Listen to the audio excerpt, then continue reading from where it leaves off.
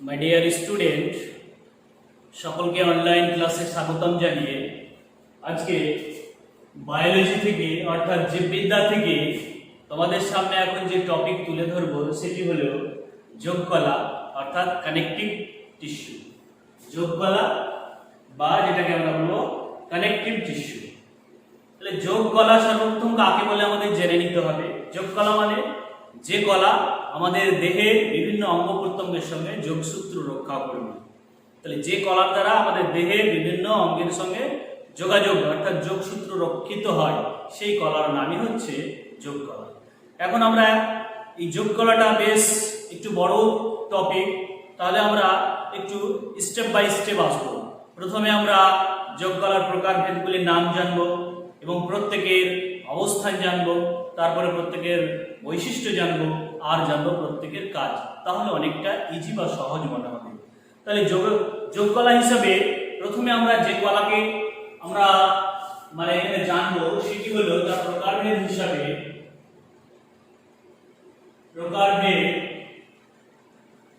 আমরা এক নম্বরে যে কলা সম্পর্কে জানবো সেটা হচ্ছে অ্যারিওলার কলা। Areolar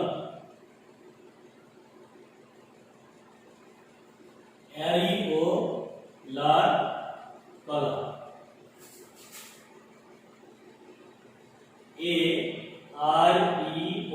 AREOLAR, areolar tissue. তাহলে এই অ্যারিওলার টিস্যু সর্বপ্রথমে তাহলে আমাদের জেনে নিতে হবে এই অ্যারিওলার টিস্যু কোথায় অবস্থান করে। এই অ্যারিওলার টিস্যু সাধারণত আমাদের যে জায়গায় অবস্থান করে অবস্থান জানবো, আর জানবো বললাম গঠন জানবো, দ্বিতীয়ত জানবো আমরা কাজ। এই তিনটি বিষয় আকারে যদি আমরা জানি তাহলে হয়তো আমাদের ক্ষেত্রে পুরো যোগাযোগ অর্থাৎ যে যোগকলা সেটা আমাদের নক্ষদর্পণে থাকবে বা আমরা সেটাকে ভালোভাবে রপ্ত করতে পারবো, নিজেদের মধ্যে বুঝতে সুবিধা হবে। তো সেই হিসাবে আমি তোমাদের বলবো। তো প্রথমে অবস্থান হিসেবে আমরা সাধারণত বলবো ত্বকের নিচে অবস্থান করে, অর্থাৎ আমাদের সারা দেহে যে চামড়া বা এই যে ত্বক যেটাকে আমরা বলি আবরণী, তো এই ত্বক এর আগে প্রথম ক্লাসে তোমাদের এপিথেলিয়াল টিস্যু বা আবরণী কলা পড়েছি আমরা। তো ওই ত্বকের নিচে অবস্থান করে এই অ্যারিওলার কলা। এছাড়া আমাদের সারা দেহে যে স্নায়ু রয়েছে, নার্ভ বা স্নায়ু, সেই দুটি স্নায়ু যেখানে এই দুটি স্নায়ু মাঝখানে অবস্থান করেছে। এভাবে আমাদের সারা দেহে পা থেকে মস্তক পর্যন্ত ছড়িয়ে ছিটিয়ে অবস্থান করেছে, সেটির নামই হলো অ্যারিওলার কলা বা অ্যারিওলার টিস্যু। এখন এর গঠনগত বৈশিষ্ট্য হিসাবে আমরা যদি লিখতে চাই তাহলে আমরা প্রথমে বলবো ধাত্র হিসাবে সাধারণত যে উপাদানগুলি অবস্থান করে সেটা হচ্ছে অর্ধতরল ধাত্র। গঠনগত বৈশিষ্ট্যতে আমরা লিখবো অর্ধতরল ধাত্র ও কোলাজেন। অর্ধতরল ধাত্র রূপে অবস্থান করবে এবং সেখানে কোলাজেন নামক উপাদান থাকবে। আর যেটা থাকবে এখানে বেশ কিছু গুরুত্বপূর্ণ বৈশিষ্ট্য সম্পন্ন আলাদা বৈশিষ্ট্য সম্পন্ন কিছু এই অ্যারিওলার কলার মধ্যে বেশ কিছু কোষ দেখা যায়। সেই কোষগুলির আমি এখন নাম লিখবো এবং তাদের কাজ একটু ধাপে ধাপে আমরা বলবো। তো প্রথমেই আমরা সাধারণত যে কলা দেখতে পাই সেই কলাগুলির নাম হচ্ছে, যেমন এক নম্বরে আমরা বলতে পারি, 2 নম্বর বৈশিষ্ট্যতে আমরা বেশ কিছু কোষ, গুরুত্বপূর্ণ বৈশিষ্ট্য সম্পন্ন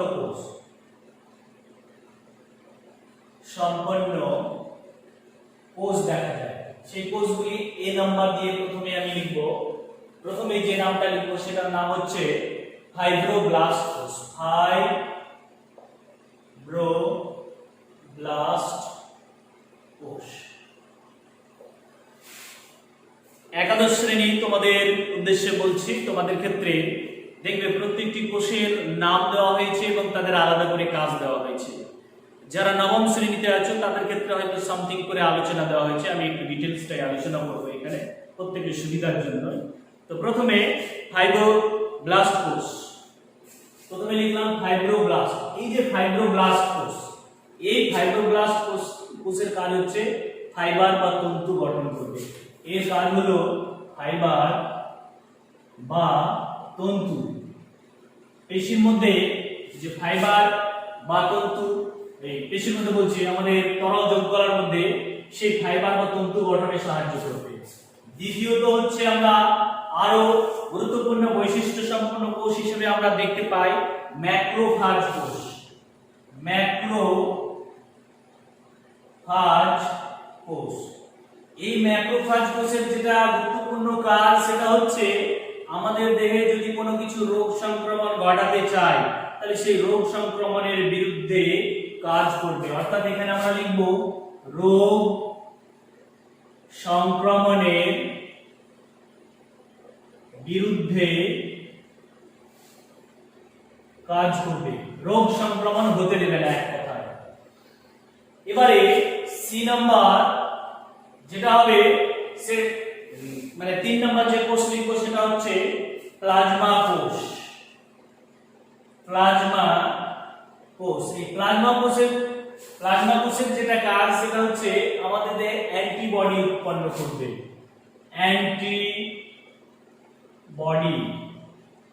অ্যান্টিবডি প্রোডাকশন করবে, অর্থাৎ অ্যান্টিবডি উৎপন্ন হবে। অ্যান্টিবডি উৎপন্ন হলে অ্যান্টিজেনের বিরুদ্ধে লড়াই করবে। প্লাজমা কোষের পরে ডি নম্বরে আমরা লিখব মাস্ট কোষ।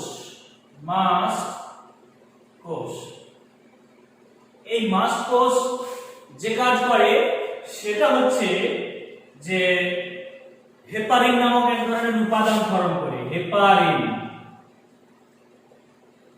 হেপারিনটা উৎপন্ন হয় আমাদের দেহে যে লোহিত রক্তকণিকা, শ্বেত রক্তকণিকা, অনিচ্চক্রিকা 3 ধরনের রয়েছে, তার মধ্যে যেটা আমরা বলি শ্বেত রক্তকণিকা।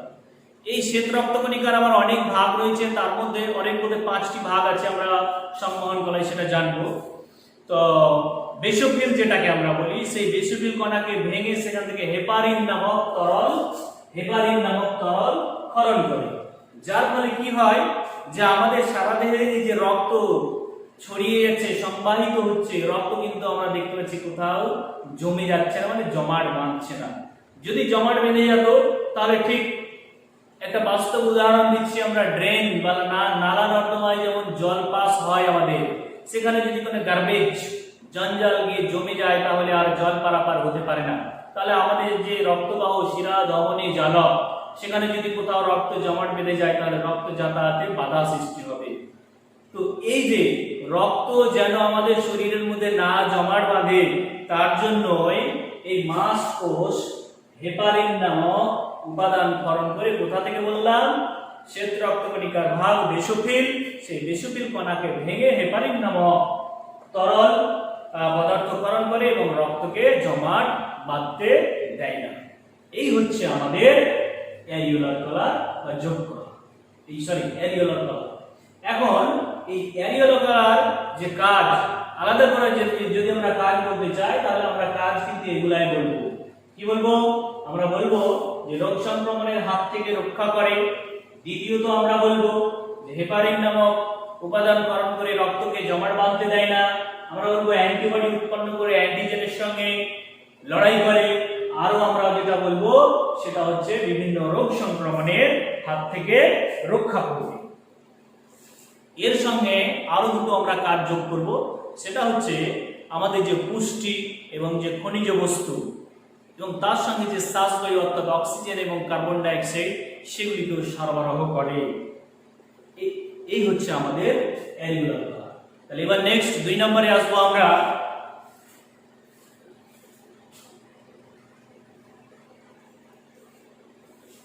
অ্যাডিপোজ কলা। 2 নম্বরে তাহলে এবারে আমরা আসবো অ্যাডিপোজ কলা, এর অবস্থান, গঠন, কাজ জানব। তাহলে অ্যাডিপোজ কলার অবস্থান হিসাবে আমরা বলতে পারি এটাও কিন্তু আমাদের সারা দেহে যে ত্বক রয়েছে সেই ত্বকের নিচে অবস্থান করবে। এছাড়া আরো যে সমস্ত জায়গায় অবস্থান করে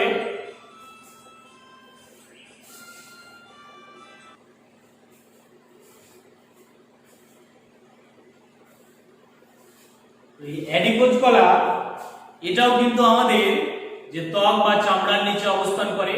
এবং আমাদের যেটা উদর গহ্বর বলি, অর্থাৎ যেটা আমরা পেট, তার উপরে যে এক ধরনের পাতলা পর্দা থাকে যার নাম হচ্ছে পেরিটোনিয়াম নামক পর্দা।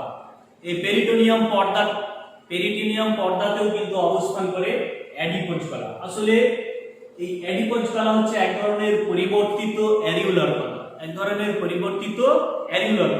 এটাকে আমরা আবার অ্যাডিপোজটাকে আবার চর্বি কলাও বলতে পারি, অর্থাৎ অ্যাডিপোজ মিন্স হচ্ছে চর্বি কলা বা ফ্যাট।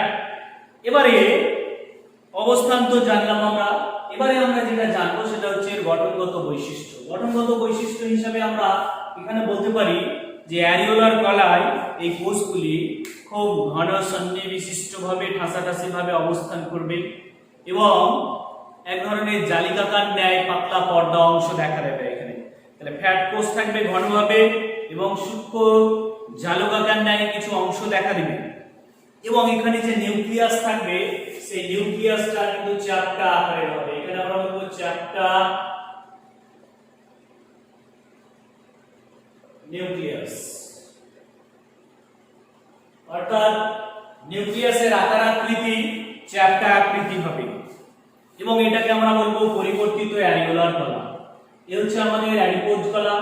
এবার অ্যাডিপোজ কলার কাজ যদি আমরা বলতে চাই, খুব গুরুত্বপূর্ণ কাজ আছে বেশ কয়েকটি। প্রথমত আমরা বলবো যেহেতু এটাকে আমরা ফ্যাট সঞ্চয়ী কলা বা চর্বি কলা বা অ্যাডিপোজ কলা বলছি, তাহলে আমরা এক নম্বর বলতে পারি যে এই অ্যাডিপোজ কলা আমাদের দেহে অবস্থান করে ভবিষ্যতের জন্য খাদ্য সঞ্চয় করে রাখে।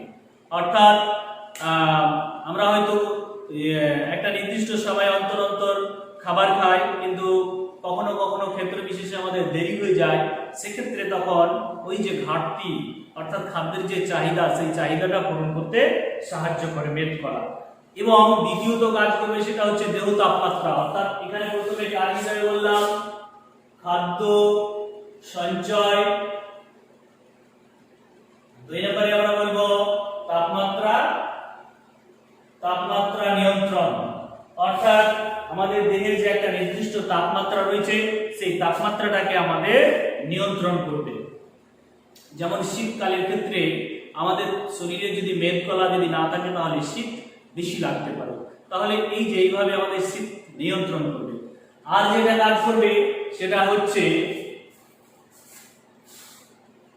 আমাদের দেহের নির্দিষ্ট অঙ্গে নির্দিষ্ট জায়গায় প্রত্যেকটি অঙ্গ সেটিং রয়েছে। যেমন আমরা যদি বলি আমাদের যে হৃৎপিণ্ড বক্ষগহ্বরে একটা নির্দিষ্ট জায়গায় সেটিং রয়েছে, তো ওই যন্ত্রের চারিদিকে যদি মেদ কলা না থাকে তাহলে তাকে বাইরের থেকে একটা আঘাত লাগতে পারে। তাহলে আমরা এক্ষেত্রে বলবো যে আমাদের দেহের মধ্যে প্রত্যেকটি অঙ্গকে নির্দিষ্ট জায়গায় সুরক্ষিতভাবে থাকতে সাহায্য করে এবং বাইরের আঘাত থেকে রক্ষা করে। এটা হচ্ছে আমাদের অ্যাডিপোজ কলা। এবারে 3 নম্বর আসবো আমরা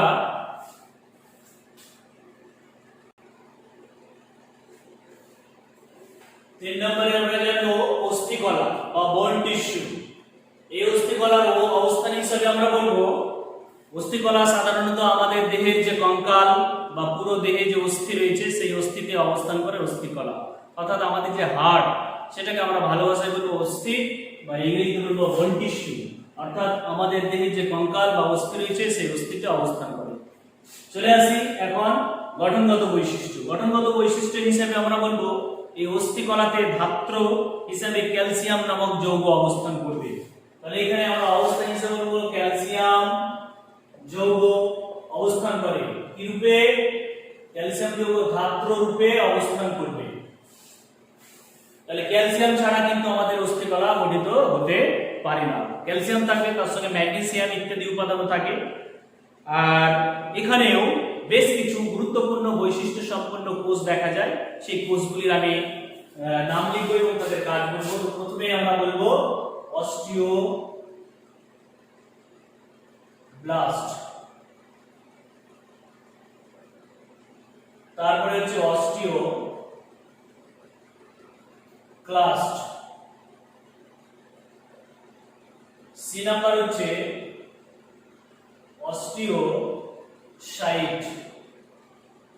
তাহলে আমি এখানে যে বিশেষ বৈশিষ্ট্য সম্পন্ন 3টি কোষের নাম লিখলাম, সেই কোষের নাম হচ্ছে অস্টিওব্লাস্ট, অস্টিও,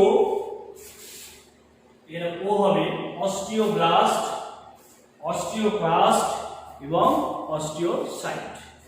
এদের কাজ যদি আমরা জানি তাহলে প্রথমে আমরা বলবো যে অস্টিওব্লাস্ট যে কাজটা করে সেটা হচ্ছে ক্যালসিয়াম ঘটিত লবণ সঞ্চয় করে। অর্থাৎ আমরা খাদ্যের মধ্য দিয়ে, জলের মধ্য দিয়ে যে উপাদানগুলি গ্রহণ করে তার মধ্যে ক্যালসিয়াম ঘটিত যে লবণ, সেটা এই অস্থিকলার মধ্যে বিশেষ বৈশিষ্ট্য সম্পন্ন কোষ, তার নাম হচ্ছে অস্টিওব্লাস্ট। সেই ক্যালসিয়াম ঘটিত লবণকে সঞ্চয় করে অস্থির গঠন ঠিকঠাক রাখার জন্য। দ্বিতীয়ত হচ্ছে অস্টিওক্লাস্ট, এর কাজ হচ্ছে ক্যালসিয়াম ঘটিত লবণ শোষণ করবে। অর্থাৎ অস্টিওব্লাস্টের কাজ হচ্ছে সঞ্চয় করা আর অস্টিওক্লাস্টের কাজ হচ্ছে শোষণ করা। এবার অস্টিওসাইট যে কাজটি করবে সেটা হচ্ছে অস্থির যে ধাত্র, সেই ধাত্রের পরিমাণ নিয়ন্ত্রণ করবে।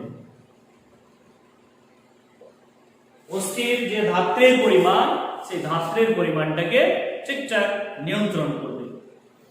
এখন আমরা চলে আসবো এই অস্থিকলার কাজ। তাহলে কাজ হিসাবে আমরা যেগুলি বলবো সেটা হচ্ছে প্রথম কাজ, এই অস্থিকলা আমরা বুঝতেই পারছি যে অস্থিকলা আছে বলেই আমাদের দেহের গঠন পরিকাঠামো তৈরি হয়েছে। দ্বিতীয় নম্বর আমরা বলবো এই অস্থিকলা আছে বলে আমাদের যে দেহের যে ভার বা ওয়েট বা যে ওজন সেটা নিয়ন্ত্রণ করে। তৃতীয়ত বলবো আমরা যখন আমরা চলাফেরা করি তখন আমাদের দেহের ব্যালেন্স নিয়ন্ত্রণ করে, অর্থাৎ দেহের ভারসাম্য নিয়ন্ত্রণ করে। আর যেটা আমরা বলবো সেটা হচ্ছে আমাদের দেহে যে অঙ্গ প্রত্যঙ্গ তাদেরকে ঠিকঠাক সঞ্চালন প্রসারণে সহায়তা করে এবং বাইরের বিভিন্ন আঘাত প্রতিঘাত থেকে রক্ষা করে। এই হচ্ছে আমাদের 3 নম্বর হিসাবে অস্থিকলা। নেক্সট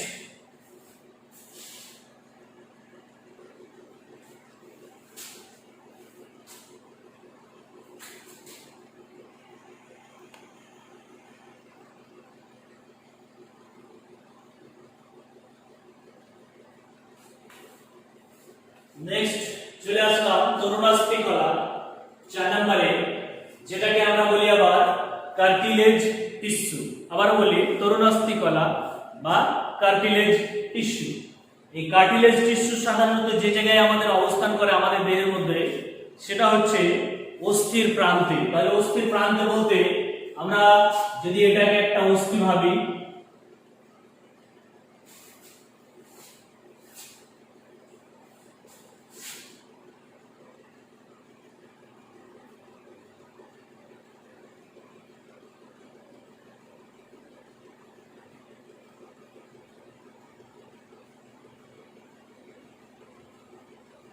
এই যে দুটি অস্থি, তাহলে দুটি অস্থির এই যে প্রান্ত, এই জায়গাতে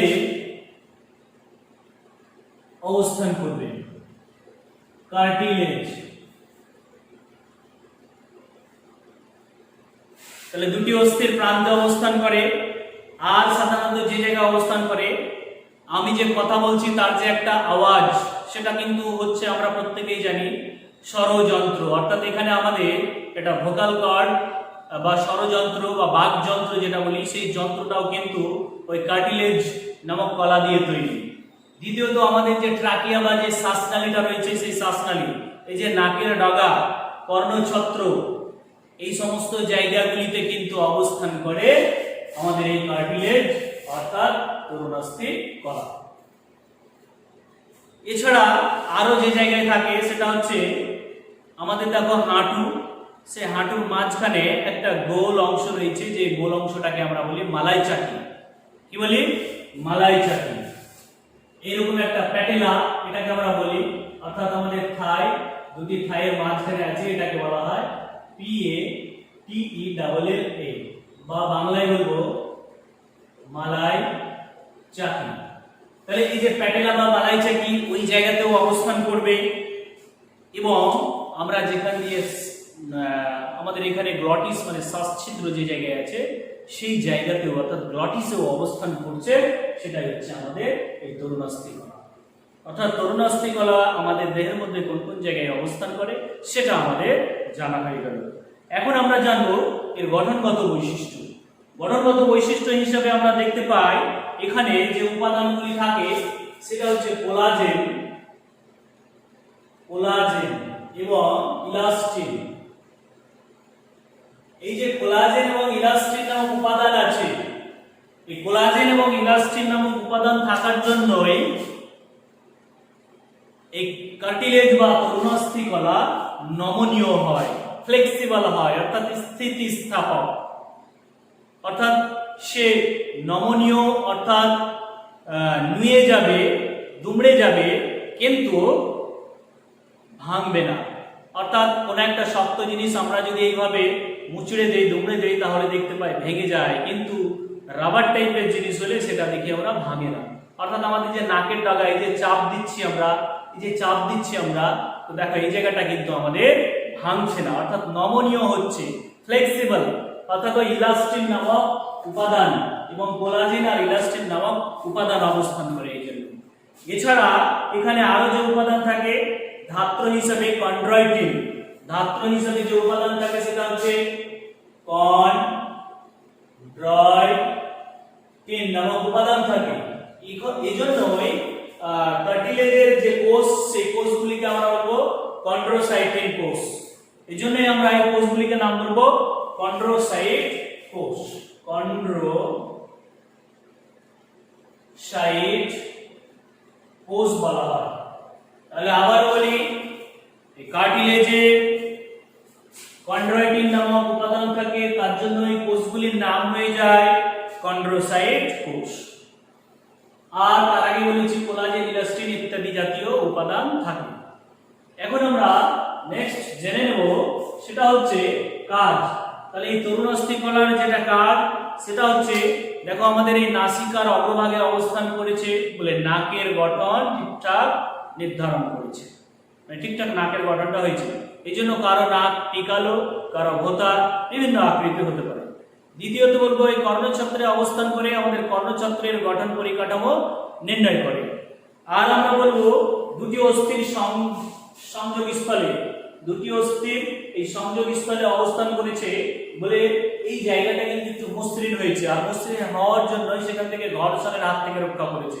যেমন আমাদের এই কনুইটা এখানে যদি ভাবি, তাহলে এইভাবে যখন আমরা মুভমেন্ট করাচ্ছি তখন আমাদের যে ঘর্ষণের হাত থেকে এই কার্টিলেজ কলা আছে বলেই কিন্তু আমাদেরকে ঘর্ষণের হাত থেকে রক্ষা করছে। এই হচ্ছে আমাদের তরুণাস্থি কলা। এরপরে যেটা আসবো সেটা হচ্ছে রক্ত কলা। 5 নম্বরে রক্ত কলা, যেটাকে আমরা বলবো ব্লাড টিস্যু, ব্লাড টিস্যু বা রক্ত কলা। তাহলে এই ব্লাড টিস্যু বা রক্ত কলা, এটা আমরা কিন্তু একাদশ শ্রেণীর ক্ষেত্রে আরো ডিটেলসে যাব যখন আমরা সংবহন কলায় আসবো তখন। তাই আমি এখানে খুব ব্রেকলি মানে সংক্ষেপে এখানে আলোচনা দেব। নবম শ্রেণীর ক্ষেত্রেও ঠিক সংবহন কলায় যখন আসবো তখন আমরা ডিটেলসে আলোচনা দেব। আমি শুধু জাস্ট সংক্ষেপে বলি, এই রক্ত কলা সাধারণত যে জায়গায় অবস্থান করবে সেই অবস্থানটা হচ্ছে রক্তবাহে অবস্থান করে। প্রথমত আমরা বলবো রক্তবাহ। রক্তবাহ বলতে সাধারণত এখানে বোঝায় শিরা, ধমনী আর এই যে জালক। রক্তবাহ অর্থাৎ যার মধ্য দিয়ে রক্ত বাহিত হয়। তাহলে কার মধ্য দিয়ে হয়? শিরা, ধমনী, জালক, এই সমস্ত জায়গায় অবস্থান করে রক্তকলা। এবারে আমরা একটু জেনে নেব যে এই রক্তকলার বৈশিষ্ট্য কি আছে এখানে। এটা আরেকটা আমরা বলতে পারি হৃৎপিণ্ডেও অবস্থান করে, যেহেতু হৃৎপিণ্ড আমাদের সারা দেহে রক্ত ছড়িয়ে দিচ্ছে তাই হৃৎপিণ্ডের মধ্যে অবস্থান করে। তাহলে এক রক্তবাহ, দুই হৃৎপিণ্ড। রক্তবাহ হলে শিরা, ধমনী, জালক।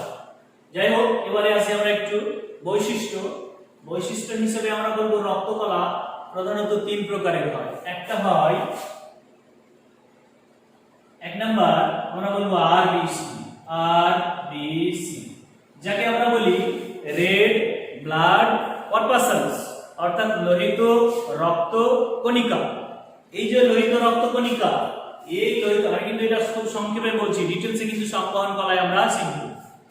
এই লোহিত রক্ত কণিকা, এখানে হিমোগ্লোবিন নামক উপাদান থাকে বলে ওই কণাগুলি লাল বর্ণের হয় এবং এরা অক্সিজেন পরিবহনে সহায়তা করে। দেখতে চাকতির মতো হয়, অর্ধগোলাকার বলতে পারি আমরা, আবার ডাম্বেল আকার বলতে পারি। এদের কাজ হচ্ছে সারা দেহে অক্সিজেন এবং কার্বন ডাই অক্সাইডের আদান প্রদান করা।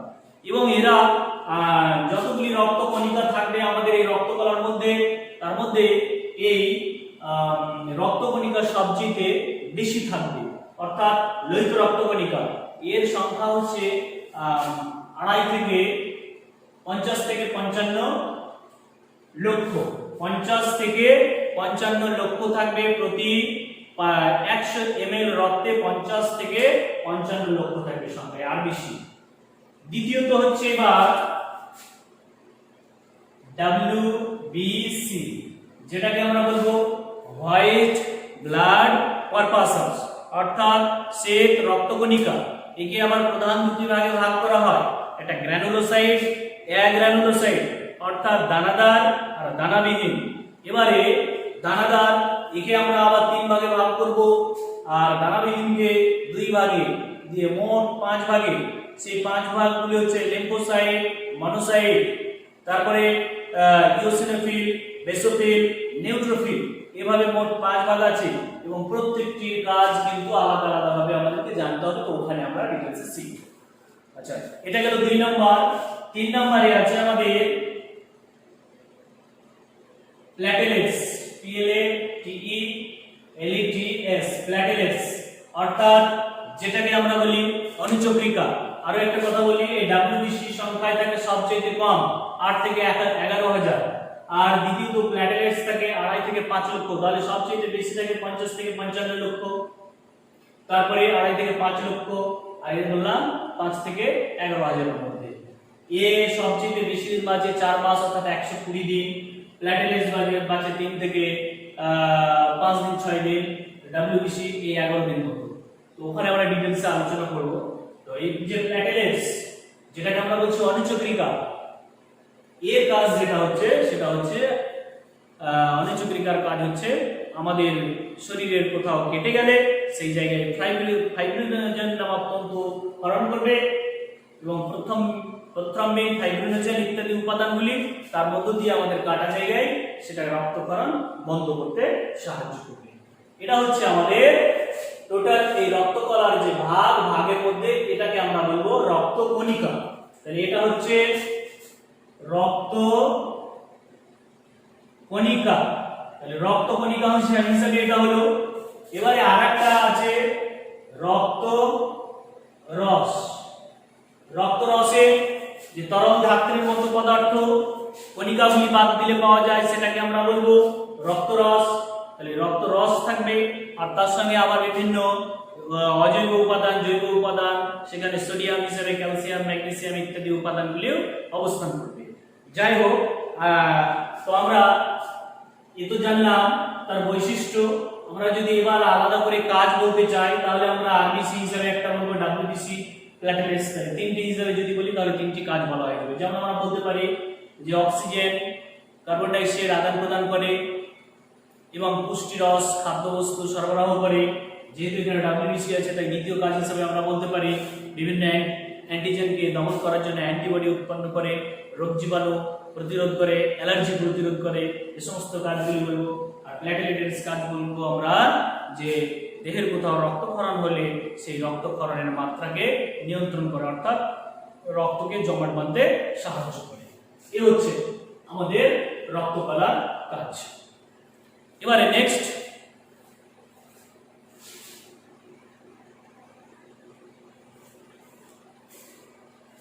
সর্বশেষ, এবারে আমরা যোগকলার যে ভাগটি নিয়ে জানবো সেটি হচ্ছে লিম্ফয়েড বা লসিকা কলা। তাহলে এই যে লিম্ফয়েড বা লসিকা কলা, এটি সাধারণত আমাদের দেহের যে সমস্ত জায়গায় একটু আগেই শিখলাম আমরা যে রক্তকলা, সেই রক্তকলা যে যে জায়গায় পৌঁছাতে পারে না সেই জায়গায় কিন্তু লসিকা রস পৌঁছায়, যে আমাদের দেহের যে গুরুত্বপূর্ণ কাজ আমরা জানবো সেই কাজগুলি নিয়ন্ত্রণ করে, সেটা হচ্ছে আমাদের লিম্ফোয়েড কলা। এখন এই লিম্ফোয়েড কলা সাধারণত কোন কোন জায়গায় অবস্থান করে? লিম্ফোয়েড কলা সাধারণত আমাদের যে জায়গায় অবস্থান করে সেই অবস্থান হিসাবে প্রথমে আমরা বলবো প্লীহা। তাহলে প্রথমে আমরা নাম বলবো স্প্লিন বা প্লীহা। পয়লের সেই অন্তঃস্থ একটা প্লীহা, যেটাকে আমরা বলি স্প্লিন বা প্লীহা। তাহলে প্লীহা কোন জায়গায় অবস্থান করে একটু জেনে নেই। আমাদের এই যে বক্ষ গহ্বর, এই বক্ষ গহ্বরে আমাদের যে লিভার বা যকৃৎ রয়েছে, এই যকৃতে ঠিক একটু বাম দিকে যেখানে আমাদের পাকস্থলী অবস্থান করে, এটা যদি আমাদের যকৃৎ হয়, ঠিক এইরকম জায়গায়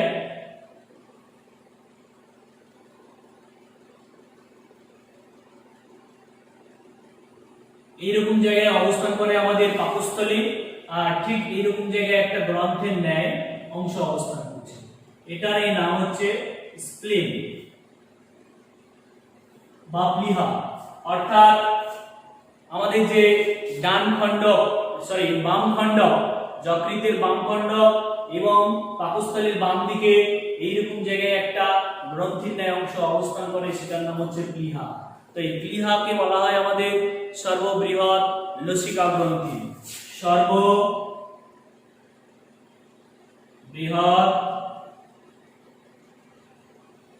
লসিকা গ্রন্থি। প্লীহাকে বলবো আমরা সর্ববৃহৎ লসিকা গ্রন্থি। এই প্লীহাতে অবস্থান করে। তার সঙ্গে যে সমস্ত জায়গায় অবস্থান করে সেটি হচ্ছে লালা গ্রন্থি। লালা গ্রন্থি অর্থাৎ আমাদের যে প্যারোটিড গ্রন্থি, সাবল্যাঙ্গুয়াল, সাবম্যাক্সিলারি এন্ড প্যারোটিড গ্রন্থি, এই যে আমাদের কর্ণমূলের তিন জোড়া যে লালা গ্রন্থি অবস্থান করে, সেই লালা গ্রন্থিতে অবস্থান করছে এই লিম্ফয়েড বা লসিকা কলা। আর থাকে আমাদের দেহের ভিতরে যে পাক অন্ত্রীয় নালী, অর্থাৎ যেখানে আমাদের ক্ষুদ্রান্ত বৃহদান্ত যেখানে খাদ্য হজম হয়, তার ভিতরে যে অন্ত্রীয় নালী, সেই সমস্ত জায়গায় অবস্থান করে। তাহলে প্রধানত প্লীহা বলবো, আর প্লীহার পরে আমরা বলবো লালা গ্রন্থি, আর তার সঙ্গে বলবো আমাদের এখানে যে একটা গ্রন্থি দেখতে পাচ্ছি ফুলে যায়, অনেক সময় ঠান্ডা লেগে গেলে খুব ব্যথা অনুভব করি আমরা, সেটাকে বলি টনসিল।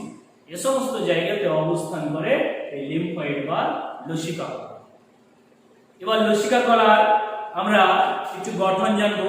তো গঠন হিসাবে আমরা প্রথমেই বলবো লিম্ফোসাইট এবং প্রোটিন নামক উপাদান থাকে। লিম্ফোসাইট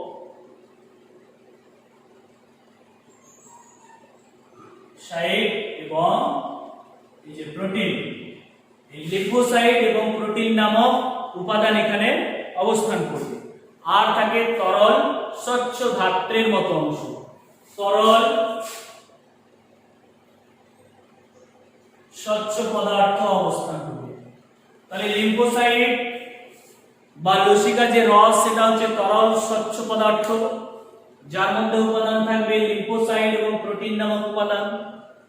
এবারে আমরা চলে আসবো নেক্সট, সেটা হচ্ছে কাজ কি। এই লিম্ফোসাইটের কাজ সাধারণত যে লিপিড বস্তু পরিবহন করবে। এক নম্বর কাজ যেটা হচ্ছে সেটা হচ্ছে লিপিড।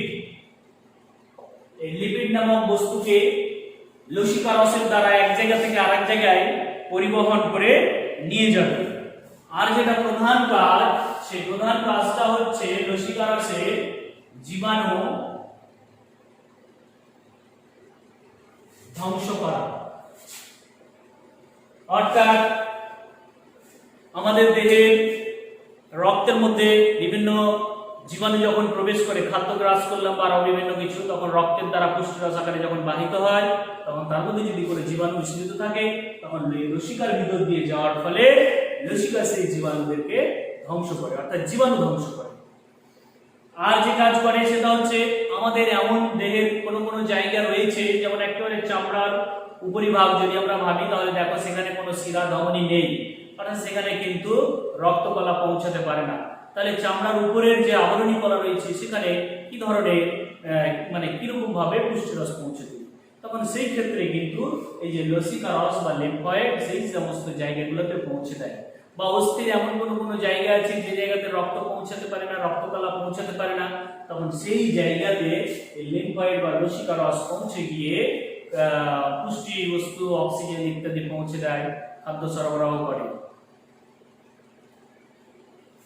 এটা হচ্ছে আমাদের টোটাল যোগকলার মানে স্ট্রাকচার, তাদের অবস্থান, গঠন, বৈশিষ্ট্য। যাই হোক, আমরা ডিটেলসে জানলাম। তোমাদের এখানে হয়তো আরো একটি কলা সম্পর্কে আলোচনা থাকবে, সেটা একটু সম্পর্কে বলে দিই। স্নায়ু কলা।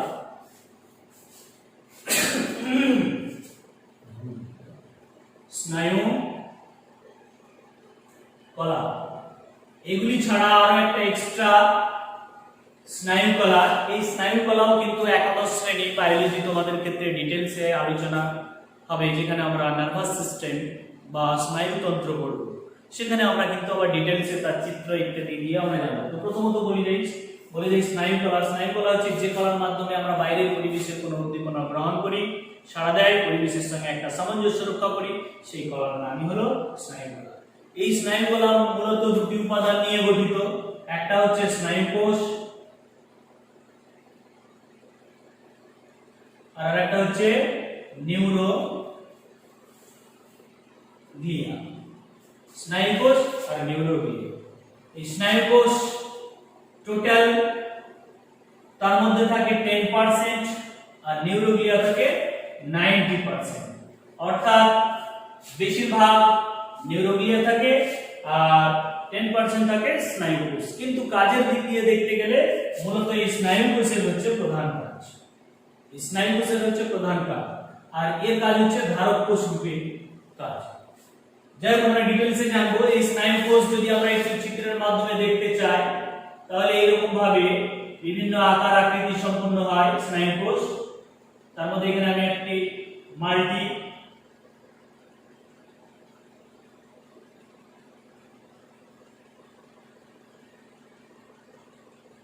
মাল্টিপোলার হিসেবে একটা স্নায়ু কোষ এখানে আমি দেখালাম। আরো ডিটেইলসে স্নায়ু কোষ যখন আসবো তখন আমরা চিত্রের মাধ্যমে দেখতে পাবো। এই স্নায়ু কোষ বিভিন্ন আকার আকৃতির হয়, গোলাকার, ডিম্বাকার বা তারকাকার বা এরকম বিভিন্ন শাখা প্রশাখা যুক্ত হয়। এই নিউরোগ্লিয়ারও বিভিন্ন ভাগ আছে, অ্যাস্ট্রোসাইট, অলিগোডেন্ড্রোগ্লিয়া, এপেন্ডাইমা ইত্যাদি ভাগ আছে, সেগুলো আমরা ওখানে ডিটেইলসে জানবো। এখন মূলত আমরা জানলাম স্নায়ু কোষ এবং নিউরোগ্লিয়া দিয়ে গঠিত। এবার এই যে স্নায়ু কোষ, এর কাজ হিসেবে আমরা বলতে পারি, কি বলবো আমরা কাজ হিসেবে? আমরা বলবো সাধারণত যে বাইরের পরিবেশের উদ্দীপনা গ্রহণ করে এবং সাড়া দেয়।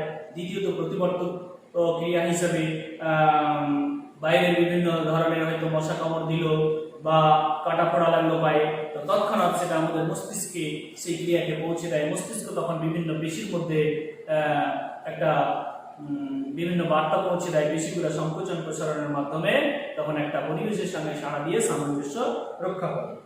এছাড়া আমাদের দেহে যে বিভিন্ন গ্রন্থি রয়েছে, যেমন মস্তিষ্ক হয়তো আমাদের হৃৎপিণ্ডকে বা আরো দেহের বিভিন্ন যে গ্রন্থি রয়েছে তারা হরমোন উৎসেচকরণ করে, মস্তিষ্কের নির্দেশ ছাড়া কিন্তু কখনোই ক্ষরণ হতে পারে না। তাহলে এই যে মস্তিষ্কের সঙ্গে যোগসূত্র রক্ষা করেছে দেহের বিভিন্ন গ্রন্থির মধ্যে, সেই যোগসূত্র রক্ষিত হয়েছে কিন্তু এই স্নায়ু কলা দ্বারা। এই হচ্ছে আমাদের আজকের মতো আলোচনা যোগকলা। পরবর্তী ক্লাস আবার সময় মতো দেওয়া হবে। আজকের ক্লাস